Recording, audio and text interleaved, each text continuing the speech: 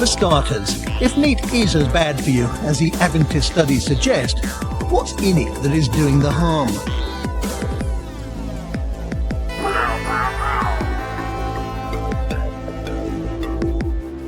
Let's take the 5 most popular meat products in the UK by volume purchased. They are whole chicken, bacon, pork sausages, pork sliced cooked meats, things like ham and salami, and beef mince. Since we are concentrating on red and processed meat, I want to compare bacon, pork sausages and beef mince with some vegetarian options to find what's in the meat that could be damaging our health. Dr. Orla Kennedy is a nutritionist and dietitian at Reading University. She's chosen 3 popular vegetarian foods, commonly eaten instead of meat, to do a head-to-head comparison.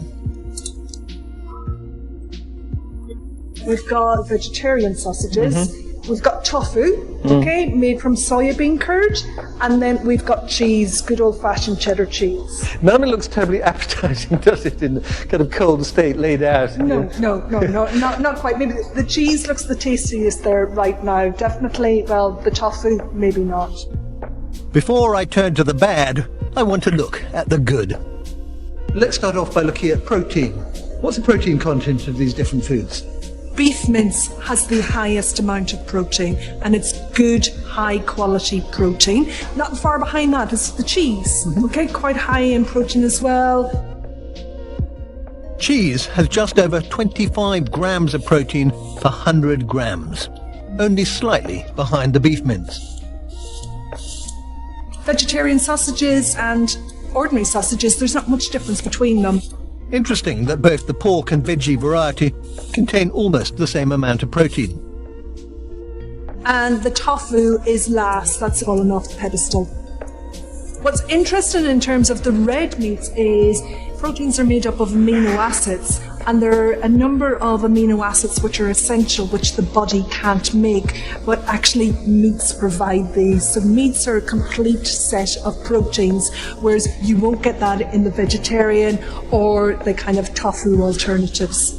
What many people probably don't realize is that meat can be richer in micronutrients than vegetables, particularly when it comes to some of the less well-known vitamins. So what about vitamin B12? Now that's one of my favourite vitamins. That is one of your... Not terribly well-known vitamin or talked about, but associated with brain development. I like my brain. So king of the B12s is the beef again. Surprisingly, actually, cheese is quite high. It's very close. You get 3 micrograms of B12 in every 100 grams of beef mince. The cheese offers almost as much. But the other veggie options tested have absolutely none. So far, the meat's doing well.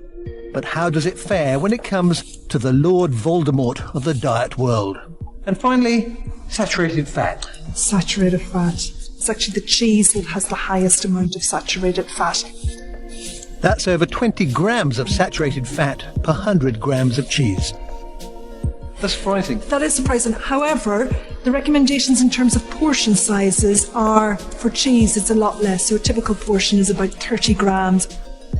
People tend to eat less cheese than they do meat, and the other vegetarian foods being tested have hardly any saturated fat, certainly compared to the meat. Beef mince, the bacon rashers and the pork sausages have almost the same level of fat. They're all much of a muchness. And that muchness is a considerable amount of saturated fat. They all contain around 16 times the amount found in the tofu.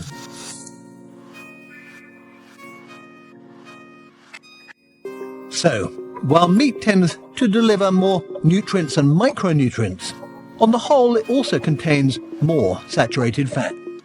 The Harvard and EPIC studies both suggest that eating a moderate amount of processed meat increases your annual risk of death by about 20%.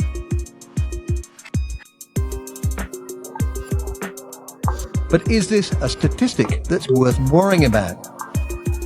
How does the risk of eating processed meat compare with the risk of doing other everyday things?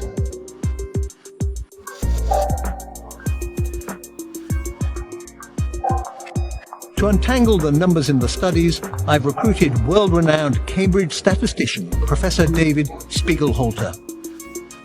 By examining a broad range of stats about who we are and how we live, it's possible to determine how certain things might impact our lifespan. As a statistician, you kind of look at numbers, you look at studies and things like that. If you were to kind of nail down what we can really say about how long we live, what sort of things are we reasonably certain will cut years off your life? Well, the first thing, of course, is sadly being male. Every male has got the same risk of dying each year as a woman who's 4 years older than them. So on average, men live 4 years less than women. Then there's smoking. We know, for example, that people who smoke 20 a day have the same annual risk of death as someone who's about 8 years older than themselves. So on average, over the whole lifetime, if you smoke 20 a day, it's about 8 years off your life. What about alcohol? Well, I believe the evidence that says the first drink each day is actually medicine. It's going to do you good. But after that, of course, it's downhill all the way. So if you have an extra couple of drinks a day, and beyond that, maybe it's about a year off your life.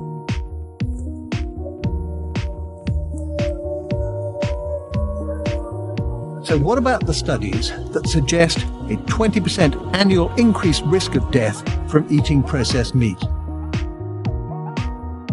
Well, let's take two 40-year-old men who are similar in all ways, and one of them has 2 rashers of bacon every day, say in a bacon sandwich. Now, the bacon eater would be expected to live 2 years less. So roughly, you'd expect the 40-year-old who does eat the bacon, on average, to live till he's 78, whereas the one who doesn't, you'd expect him to live till 80. And losing 2 years over 40 years is pro rata like losing 1 hour a day for that bacon sandwich. Okay, that would certainly give me pause for thought when I pick up my bacon sandwich. Eat it slowly. Eat it slowly and enjoy it as well. Yeah, wow. I'm actually quite shaken, because if the studies are right and David is right, then that is an incredibly heavy price to pay. But statistics never convince people to change their mind. It is personal experience. So I'm really keen to discover what effect my heavy meat diet has been having